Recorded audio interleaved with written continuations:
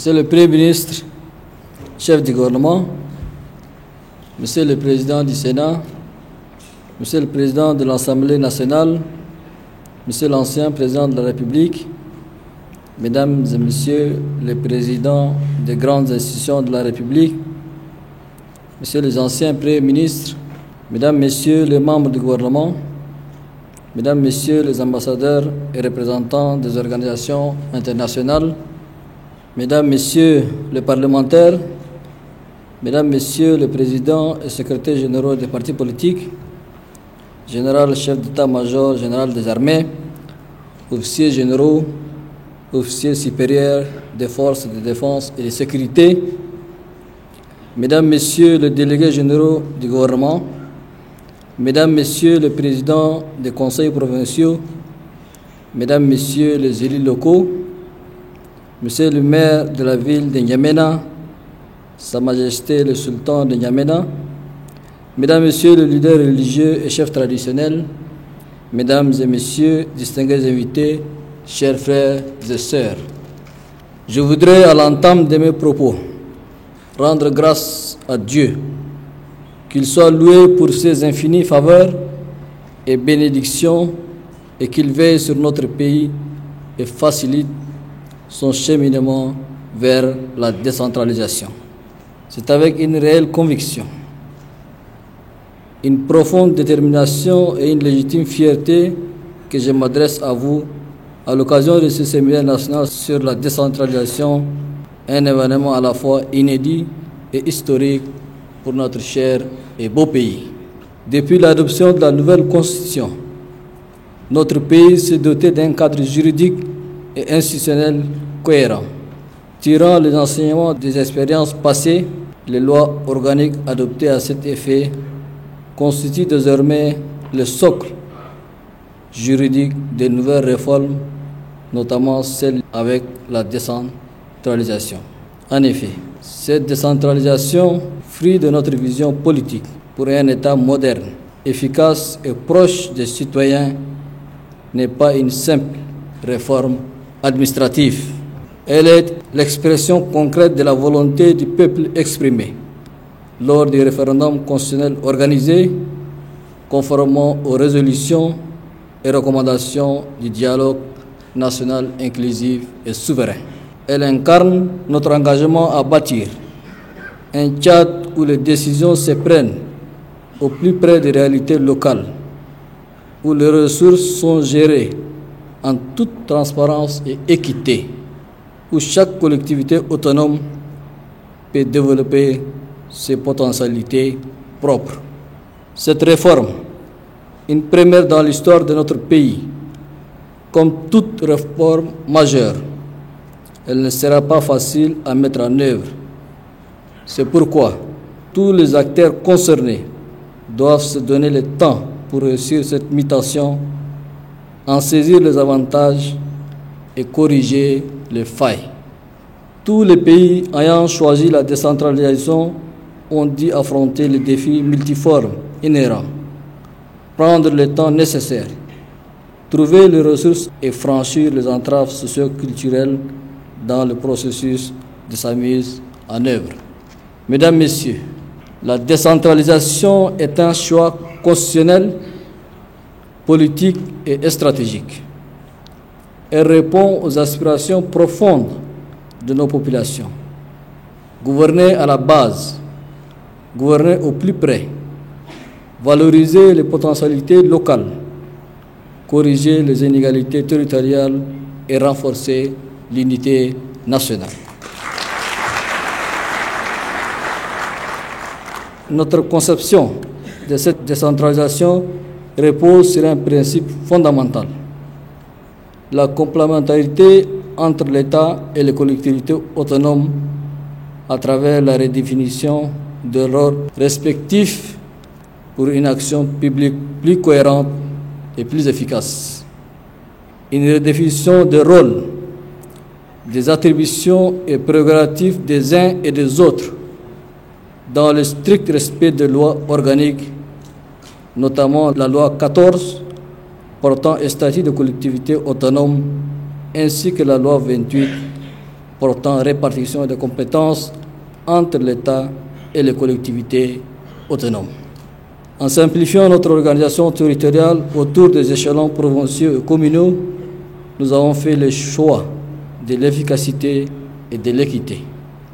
Les collectivités autonomes sont désormais les pivots de notre développement territorial, des véritables laboratoires d'innovation sociale, économique et environnementale.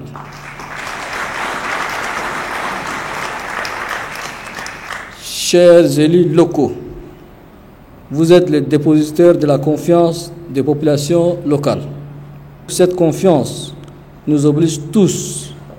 Elle vous impose de placer l'intérêt général au-dessus de considérations partisanes, d'agir avec intégrité et transparence et de rendre compte régulièrement de vos actions aux citoyens. L'État demeure le garant de la sécurité, de l'intégrité territoriale, l'unité nationale, de la cohésion sociale et de l'égalité des citoyens. Les collectivités autonomes, quant à elles, mobilisent les énergies territoriales et mettent en œuvre des solutions innovantes pour répondre aux besoins des populations. Aujourd'hui, le rôle des représentants de l'État, notamment les délégués généraux du gouvernement auprès des provinces, est profondément revu dans le cadre de cette réforme. Le changement de dénomination de gouverneur à délégué général répond à une vision nouvelle de la gestion territoriale de nos provinces.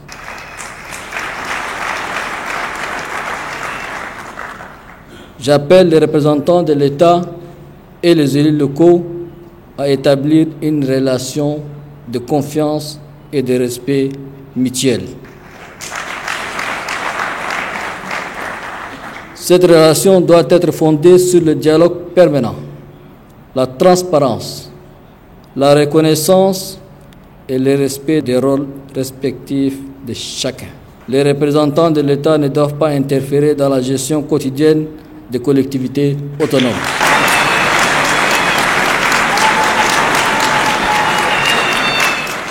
Ils doivent respecter les principes de l'autonomie et accompagner les élus locaux dans l'exercice de leurs responsabilités en leur apportant conseil et assistance.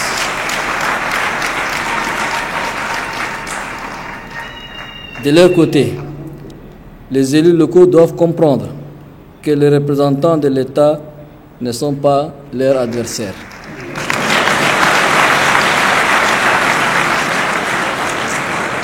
Mais leurs partenaires dans la mise en œuvre des politiques publiques. En cas de besoin, ils peuvent solliciter leur expertise, les associer à leurs réflexions stratégiques et les informer de leurs initiatives. Cette collaboration constructive entre l'État et les collectivités est la condition sine qua non de la réussite de notre réforme. Elle seule permettra de surmonter les obstacles, de mobiliser toutes les énergies et de garantir un développement harmonieux et équilibré de nos territoires. Mesdames, Messieurs, le transfert effectif de compétences et de ressources aux collectivités autonomes constitue le cœur opérationnel de notre réforme.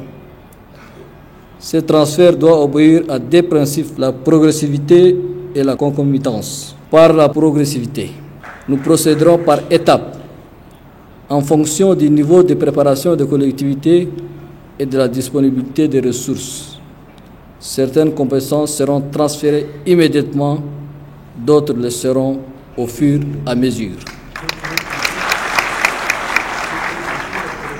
Par la concomitance, nous devons nous assurer que les compétences soient transférées en même temps que les ressources humaines, financières et matérielles correspondantes.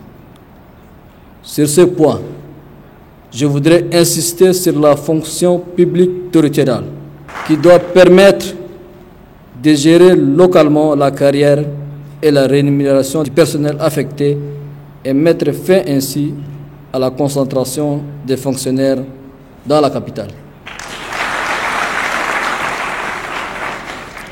Pour concrétiser ce transfert, le gouvernement est instruit à l'effet d'élaborer, en concertation avec les représentants des élus locaux, un calendrier précis et réaliste.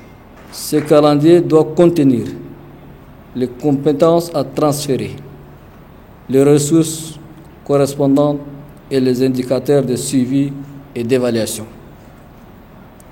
En parallèle, nous mettrons en place un dispositif national de formation et d'accompagnement des élus et des agents de collectivités autonomes, car la décentralisation ne réussira que si nous disposons des compétences nécessaires pour la faire vivre au quotidien. La question du financement des collectivités autonomes est au cœur de notre réforme. Notre stratégie de financement repose sur 4 piliers complémentaires. Le renforcement de la fiscalité locale pour donner aux collectivités autonomes une véritable autonomie financière. Les impôts et taxes locaux doivent être simplifiés, modernisés et mieux recouvrés. La création d'un mécanisme d'équité financière pour réduire les inégalités entre territoires riches et territoires moins dotés. La solidarité nationale doit s'exprimer concrètement dans l'allocation des ressources.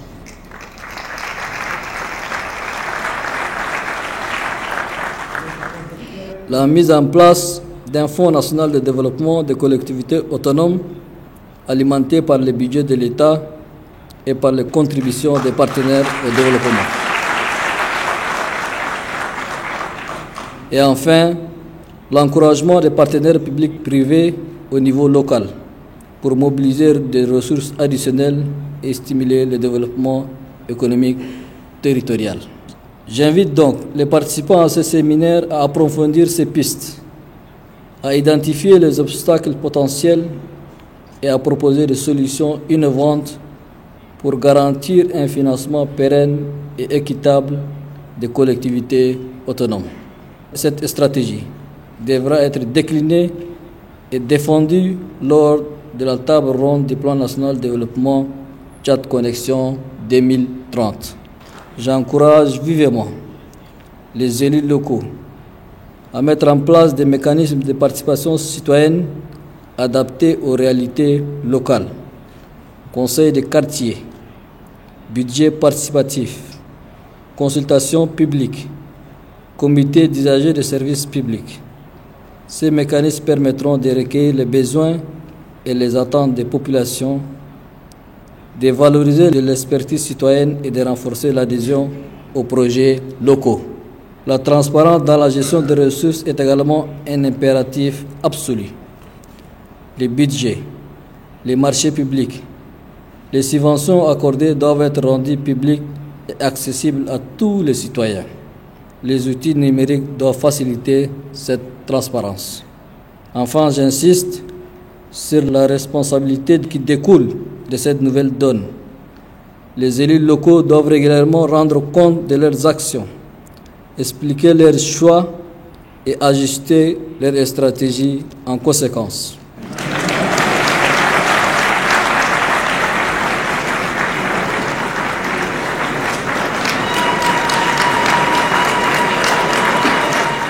Mesdames et messieurs, chers frères et sœurs, du haut de cette tribune, je voudrais insister avec force sur un aspect important, celui de la bonne gouvernance.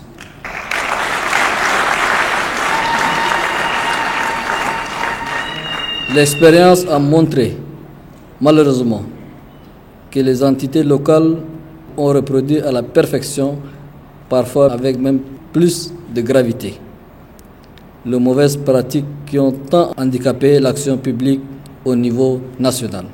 Mesdames, Messieurs les élus locaux, je m'adresse directement à vous.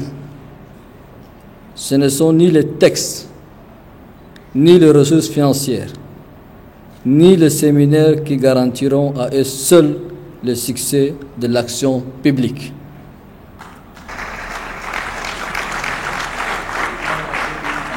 La bonne gouvernance en général et la gestion rigoureuse des deniers et biens publics en particulier ne sont pas des principes théoriques. Sans une gouvernance exemplaire, l'échec sera au rendez-vous dès la fin de vos mandats. Je ne tolérerai aucun écart dans la gestion des ressources de collectivités autonomes. Pour ce faire, la Cour des comptes, l'autorité indépendante de lutte contre la corruption et la justice sont appelées à jouer pleinement leur rôle pour asseoir une administration locale saine. Les querelles intestines motivées par les intérêts personnels doivent cesser. Le statut de l'élu local tire sa noblesse de l'engagement désintéressé, du dévouement et de la sincérité qui doivent animer chaque élu qui se met au service des autres et non qui met les autres à son intérêt propre. Le Tchad est un pays géographiquement immense, culturellement varié et économiquement éparse. Je souligne mon espoir, une fois de plus, que ce séminaire donnera le code pour qu'une parfaite maîtrise de la décentralisation, afin de garantir des pratiques et des comportements vertueux par l'ensemble des acteurs. En sus des mécanismes permanents de contrôle et de suivi existants, il ne serait pas superflu que le gouvernement envisage d'organiser, à mi-parcours des mandats locaux en cours, des assises nationales destinées à une évaluation des performances de notre système de décentralisation. Ce sera l'occasion d'identifier les points de faiblesse et d'apporter les corrections nécessaires. Ce séminaire est une étape cruciale dans ce processus. Je souhaite qu'il débouche sur une feuille de route concrète, assortie d'un calendrier précis et des mécanismes de suivi et évaluation. Cette feuille de route doit être largement diffusée et expliquée pour une meilleure appropriation. Mesdames, Messieurs, chers frères et sœurs, nous sommes à une étape cruciale de la transformation profonde de notre modèle de gouvernance territoriale qui exige persévérance et sens des responsabilités. Je suis conscient des défis qui nous attendent et des résistances que nous devrons surmonter. Mais je suis également convaincu que cette réforme est essentielle pour l'avenir de notre pays. En rapprochant les décisions des citoyens, en valorisant les initiatives locales, en renforçant la responsabilité des élus, nous construisons un Tchad plus démocratique, plus efficace et plus solidaire.